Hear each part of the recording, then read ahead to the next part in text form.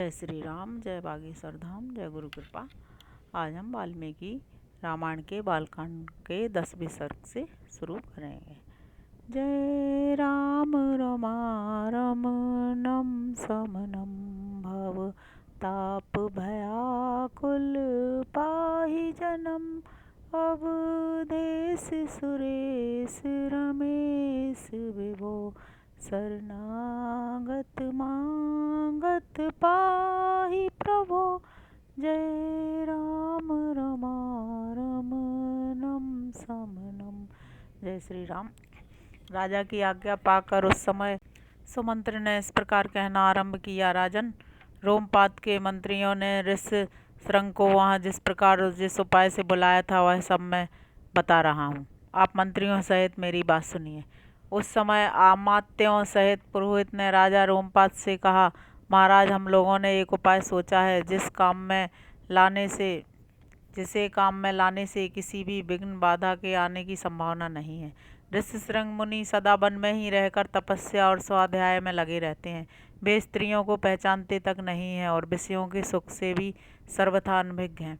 हम मनुष्यों के चित्त को मत डालने वाले मनोवांछित विषयों का प्रलोभन देकर उन्हें अपने नगर में ले आएंगे। अतः इसके लिए शीघ्र प्रयत्न किया जाए। यदि सुंदर आभूषणों से विभूषित मनोहर रूप वाली वेश्याएं वहां जाएं तो वे भांति भांति के उपायों से उन्हें लुभाकर इस नगर में ले आएंगी। अतः इन्हें सत्कार पूर्वक भेजना चाहिए।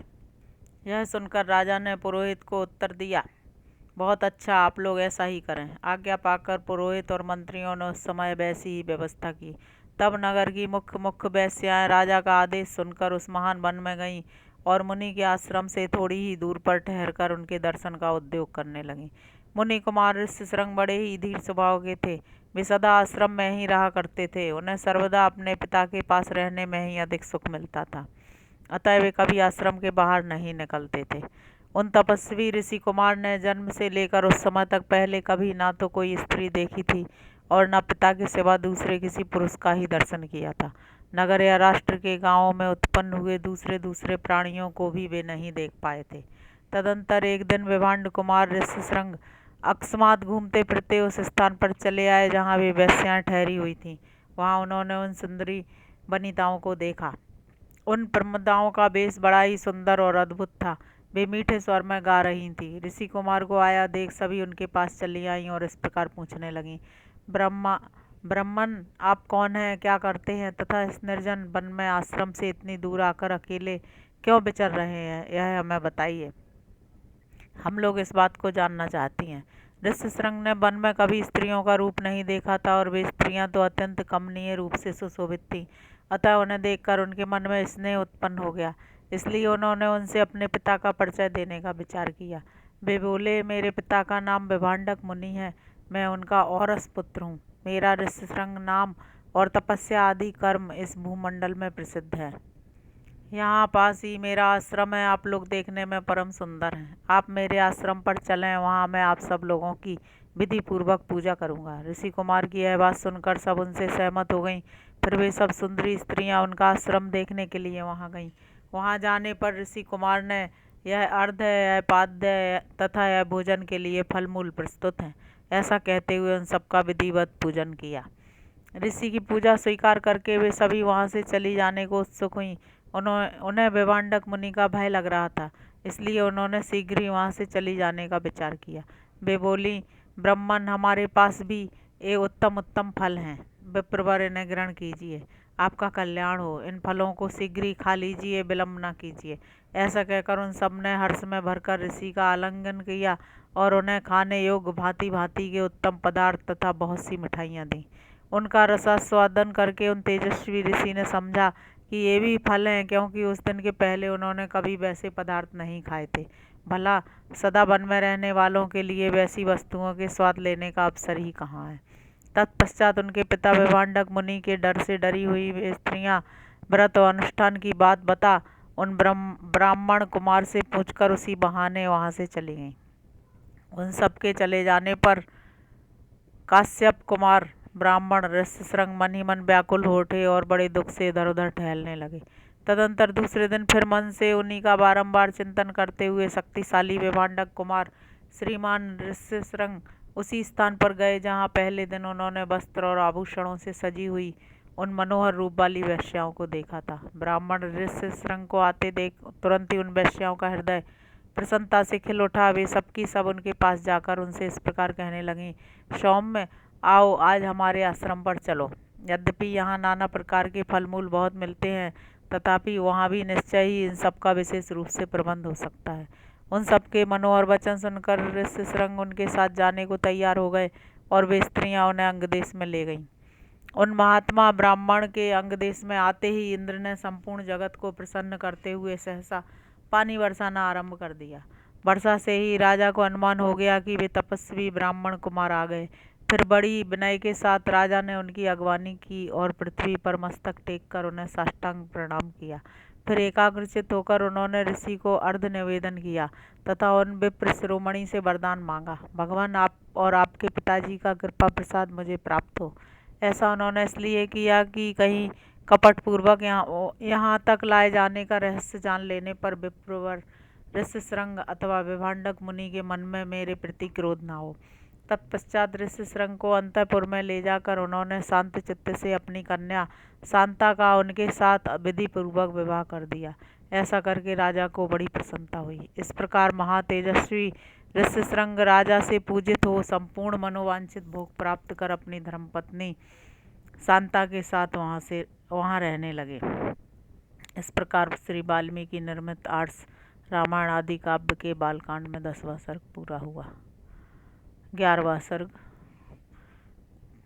शुरू करते हैं। तदंतर सुमंत्र ने फिर कहा, राजेंद्र आप पुनः मुझसे अपने हित की वह बात सुनिए जिसे देवताओं में श्रेष्ठ बुद्धिमान सनत कुमार जी ने ऋषियों को सुनाया था। उन्होंने कहा था, इक्ष्वाकु वंश में दशरथ नाम से प्रसिद्ध एक परम धार्मिक सत्य प्रतिज्ञ राजा होंगे। उनकी अंगराज के साथ मित्रता होगी। दशरथ के एक परम सौभाग्यशालिनी कन्या होगी जिसका नाम होगा शांता। अंग देश के राजकुमार का नाम होगा रोमपाद। महायशस्वी राजा दशरथ उनके पास जाएंगे और कहेंगे, धर्मात्मन मैं संतान हीन हूँ, यदि आप आज्ञा दें तो शांता के पति ऋष्यशृंग मुनि चलकर मेरा यज्ञ करा दें। इससे मुझे पुत्र की प्राप्ति होगी और मेरे वंश की रक्षा हो जाएगी। राजा की यह बात सुनकर मन ही मन उस पर विचार करके मनस्वी राजा रोमपाद शांता के पुत्रवान पति को उनके साथ भेज देंगे। ब्राह्मण ऋष्यशृंग को पाकर राजा दशरथ की सारी चिंता दूर हो जाएगी और वे प्रसन्नचित्त होकर उस यज्ञ का अनुष्ठान करेंगे।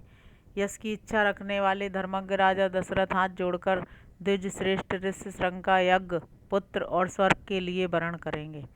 वे प्रजापालक नरेश उन श्रेष्ठ ब्रह्म ऋषि से अपनी अभिष्ट वस्तु प्राप्त कर लेंगे। राजा के 4 पुत्र होंगे जो अप्रमेय पराक्रमी वंश की मर्यादा बढ़ाने वाले और सर्वत्र विख्यात होंगे। महाराज, पहले सत्ययुग में शक्तिशाली देवप्रवर भगवान सनत कुमार जी ने ऋषियों के समक्ष ऐसी कथा कही थी।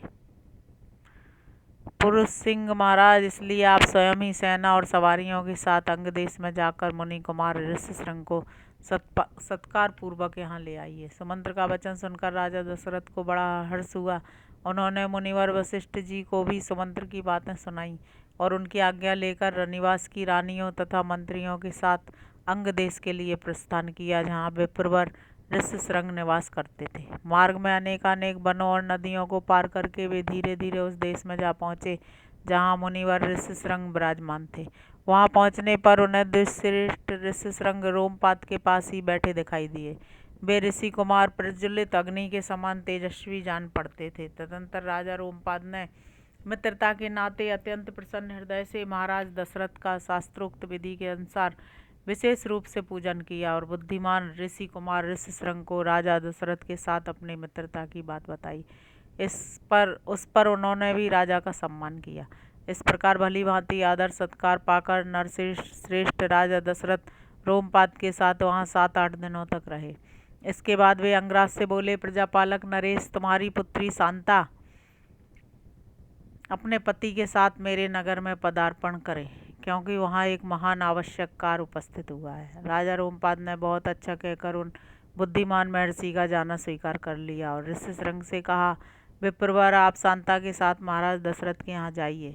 राजा की आज्ञा पाकर उन ऋषि पुत्र ने तथास्तु कहकर राजा दशरथ को अपने चलने की स्वीकृति दे दी। राजा रोमपाद की अनुमति ले ऋष्यशृंग ने पत्नी के साथ वहां से प्रस्थान किया।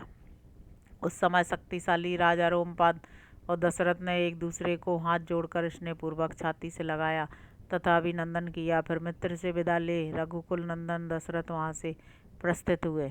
उन्होंने पुरवासियों के पास अपने शीघ्रगामी दूत भेजे और कहलाया कि समस्त नगर को शीघ्र ही सुसज्जित किया जाए, सर्वत्र धूप की सुगंध फैले, नगर की सड़कों को झाड़ बुहार कर उन पर पानी का छिड़काव कर दिया जाए तथा सारा नगर ध्वजा पताकाओं से अलंकृत हो। राजा का आगमन सुनकर पुरवासी बड़े प्रसन्न हुए। महाराज ने उनके लिए जो संदेश भेजा था उसका उन्होंने उस समय पूर्ण रूप से पालन किया। तदंतर राजा दशरथ ने शंख और दुदुम्बी आदि वाद्यों की ध्वनि के साथ विप्रवर ऋष्यशृंग को आगे करके अपने सजे सजाए नगर में प्रवेश किया। उन तेज कुमार का दर्शन करके सभी नगर निवासी बहुत प्रसन्न हुए। उन्होंने इंद्र के समान पराक्रमी नरेंद्र दशरथ के साथ पुरी में प्रवेश करते हुए ऋष्यशृंग का उसी प्रकार सत्कार किया जैसे देवताओं ने स्वर्ग में सहस्त्राक्ष इंद्र के साथ प्रवेश करते हुए कश्यप नंदन वामन जी का समादर किया था। ऋषि को अंतःपुर में ले जाकर राजा ने शास्त्र विधि के अनुसार उनका पूजन किया और उनके निकट आ जाने से अपने को कृतकृत्य माना। विशाल लोचना शांता को इस प्रकार अपने पति के साथ उपस्थित देख अंतःपुर की सभी रानियों को बड़ी प्रसन्नता हुई। वे आनंद मग्न हो गईं। शांता भी उन रानियों से तथा विशेषतः महाराज दशरथ के द्वारा आदर सत्कार पाकर वहां कुछ काल तक अपने पति विप्रवर ऋष्यशृंग के साथ बड़े सुख से रही। इस प्रकार श्री वाल्मीकि निर्मित आर्ष रामायण आदि काव्य के बालकांड में 11वां सर्ग पूरा हुआ। जय श्री राम, जय बागेश्वर धाम, जय गुरु कृपा।